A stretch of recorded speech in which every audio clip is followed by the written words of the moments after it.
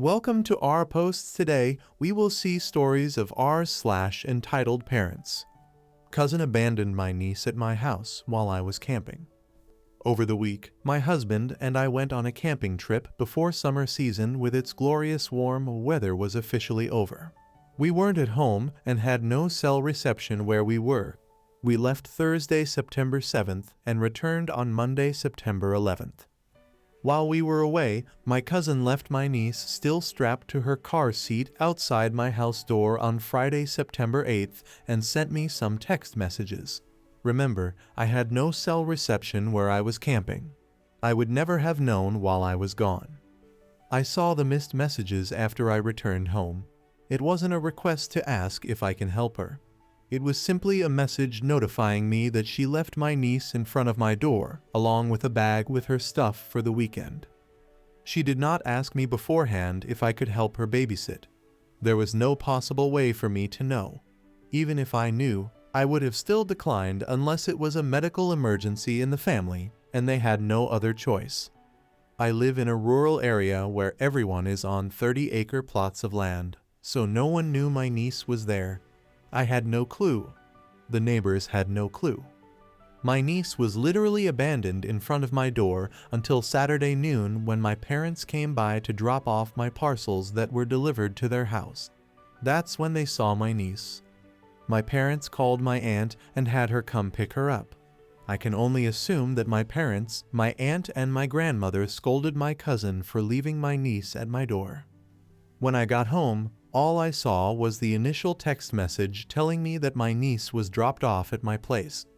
Then a string of very rude text messages and voice messages from my cousin calling me irresponsible for leaving my niece outside and endangering her. Because what if the coyotes in my area attacked the helpless infant? I'm just so frustrated. Next story. You're ruining my body. I made it. It's mine. So this happened 2 years ago when I got my first tattoo. I was 21 and still living with my controlling mother.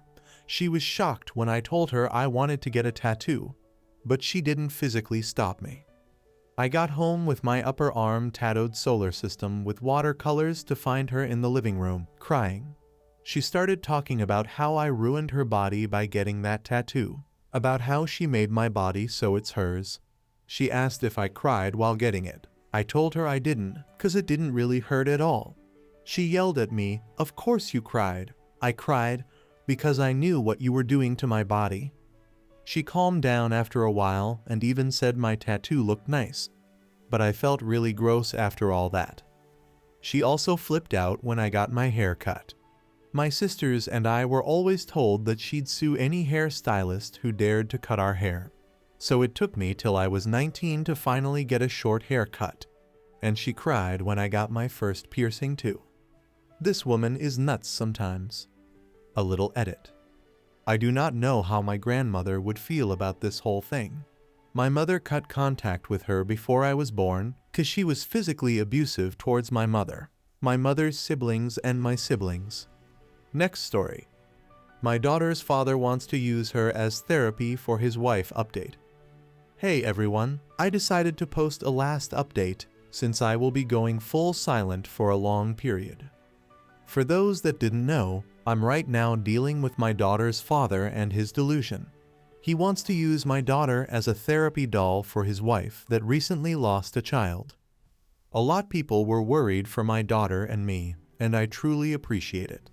We're both safe. She's currently having a great vacation with her godparents, and I'm currently making my own arrangements to move on. My lawyer is working hard on keeping everything in order.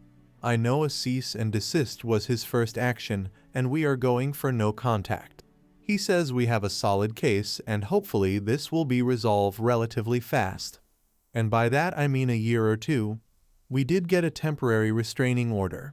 It's only until our first court date, but after it could be extended. I haven't had direct contact with Jeff. He lawyered up too and tried to send a threat to take full custody. My lawyer laughed at it since his reasoning was parental alienation. Except I have proof I tried for years to have him involved. Apparently turning in a few emails showing my attempts was enough to get them to change parental alienation to a different reasoning. My lawyer is not worried in all honesty.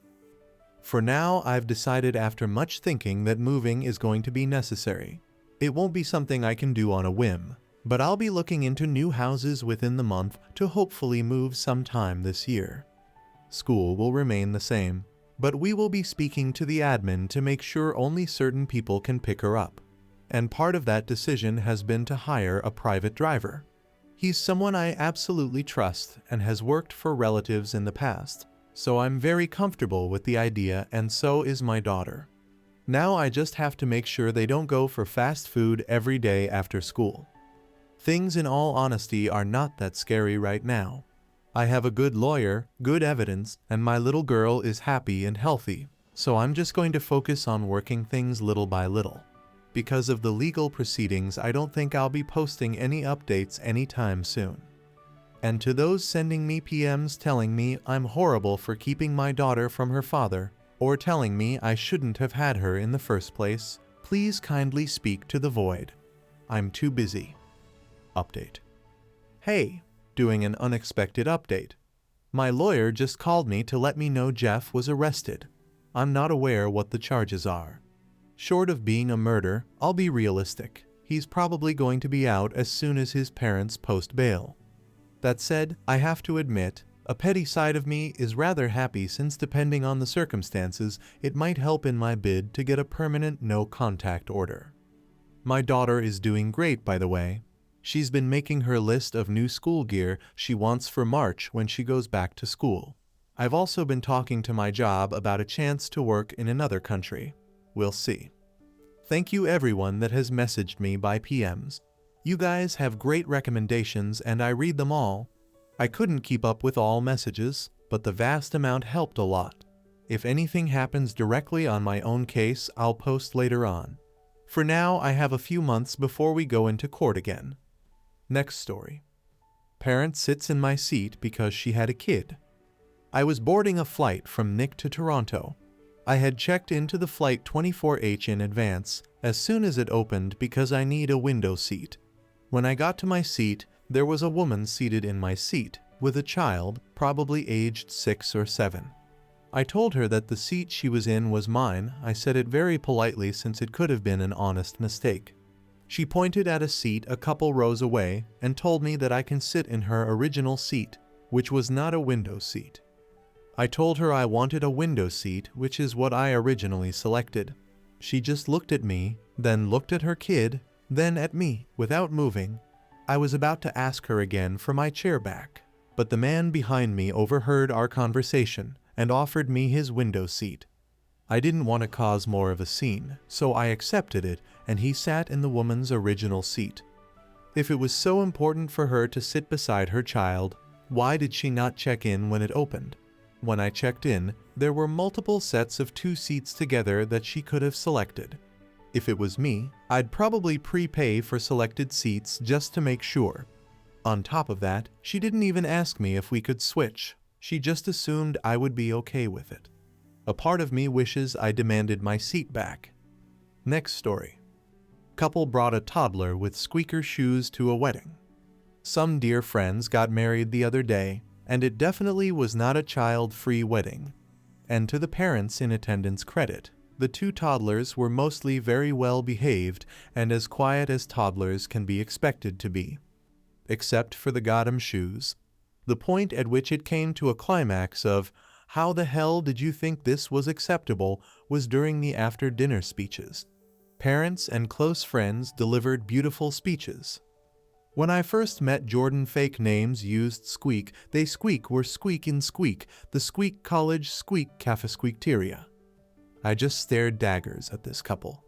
How on God's green earth did either of them think, ah yes, wedding, get the shoes with dog toy squeakers in them, people will definitely not hate us. Next story. Entitled stepdad, who I went NC with almost 2 years ago, showed up to my doorstep demanding I let him in my home and let him see my daughter. I 22F went NC with my stepdad in April of 2022 when I found out I was pregnant. I moved in with my husband after I found out. I haven't seen my stepdad in almost 2 years. I went NC with my stepdad because he was mentally, emotionally, and physically abusive to me my whole life. He molested me from the ages of 13-15 years old. He sexually assaulted me at age 15. I cut my mother off and went NC about 2 months ago before I had my party for Halloween, which went good BTW. I went NCBC. She would pitch a fit every time her husband wasn't invited to something. She kept disrespecting my home and my boundaries. She kept trying to force me to have my abuser in my life. Yesterday morning at around 8:30 am, he showed up to my door.